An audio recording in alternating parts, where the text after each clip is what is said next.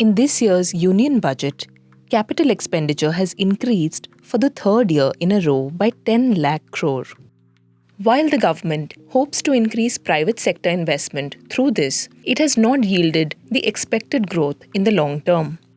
The robust 10.4% second quarter FY23 growth camouflages the fact that real fixed assets of non-finance and manufacturing companies have actually shrunk in real terms. Moreover, the government had spent 22,000 crore rupees less of what it had allocated for capital expenditure this fiscal. The finance minister also announced a 9,000 crore corpus as part of the MSME credit guarantee scheme, which is supposed to provide respite to small enterprises and increase the ease of doing business. The Pradhan Mantri Matsya Sampada Yojana will be launched with targeted investment of 6,000 crore rupees to further enable activities of fishermen, fish vendors, and micro and small enterprises, improve value chain efficiencies, and expand the market.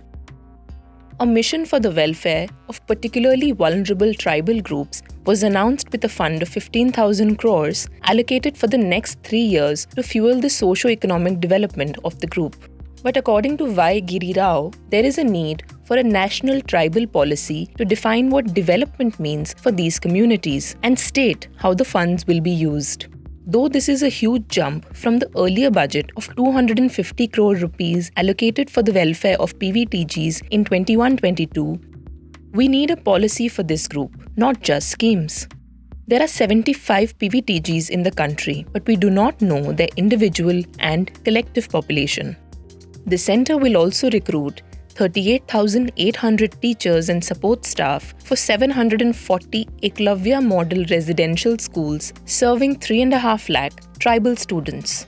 The MGNREGA scheme saw its allocation drop by almost 33% to about 60,000 crore. This budget is the lowest in the past 2 years. Over the last 5 years, about 21% of the annual budget has been spent clearing the pending dues carried from previous years. In the financial year 22-23 alone, the pending dues were calculated to be 16,070 crore rupees until January 2023.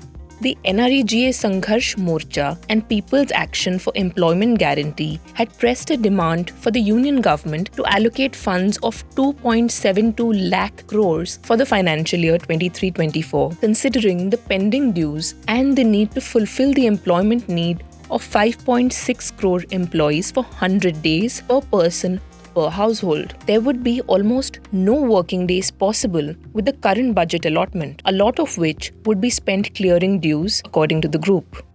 Under the program component of the National Rural Livelihood Mission, which includes social mobilization, community institution and capacity building, financial inclusion, livelihood promotion, and convergence, the fund allocation has dropped from 11,552 crores to 9,494 crores. In terms of grants and aid to union territories, the allotments have decreased from 2,899 crore to 2,794 crore. In the 75 Ramsar sites of the country, AMRIT DHAROHAR will be implemented over the next 3 years to encourage optimal use of wetlands and enhance biodiversity, carbon stock, ecotourism opportunities, and income generation for local communities. The PM VISHWAKARMA KAUSHAL VIKAS Yojana has been launched for traditional artisans and handicrafts. The scheme will provide them with a package of assistance by integrating them with the MSME chain, skill training, brand promotion, linkages with markets, and digital payments. Additionally, Pradhan Mantri KAUSHAL VIKAS Yojana is to be launched to upskill youth over the next 3 years.